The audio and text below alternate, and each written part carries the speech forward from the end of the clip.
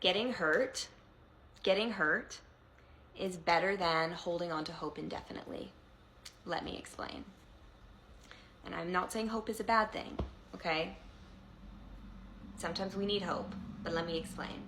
I had to learn this the hard way. So I've been in situations before, specifically relationship dynamics, where, you know, let's say I was with someone that was like non-committal and like they couldn't fully commit.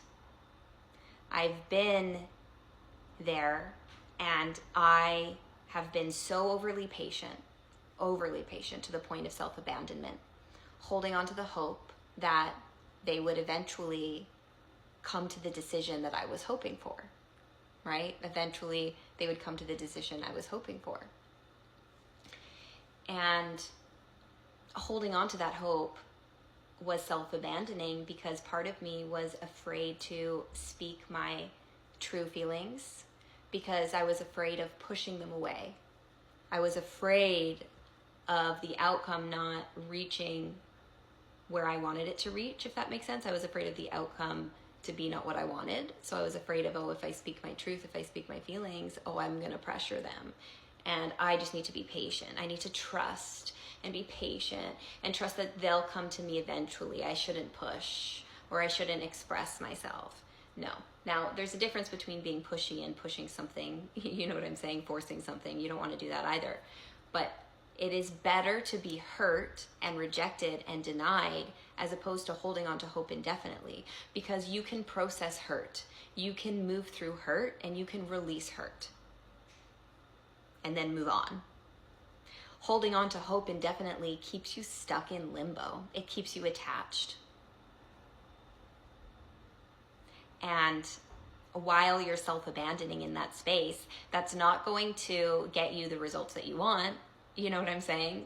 Because again, you're putting out that energy of accepting less than what you deserve, right? There's a difference between pushing. You don't want to force or push anything, right? But in situations where, you know, you're holding on to hope or you're being patient with somebody, it's like, okay, yes, be patient, right? Sometimes people need time, they need space, they need whatever. But it's also being aware of your own needs and not self-abandoning yourself in that process. There's a balancing act. I've been the person that's been overly patient. Oh, I understand that you need time to think about this, that you need time to process this, that you need this, that you need that. I will wait. And then what ends up happening is I wait and I wait and I wait and I wait. And I'm in this uncomfortable in-between and self-abandoning myself in the process because I'm more concerned about the other person and their needs over my own. I'm at a place now where I'm like, I'm not going to wait indefinitely. I'll be patient, a realistic amount of patience, right? And then when it reaches a point where I'm unwilling to abandon myself, do you know what I'm saying? There's that line. Then I will speak my needs because I would rather push you away if that's what happens, because that's my answer.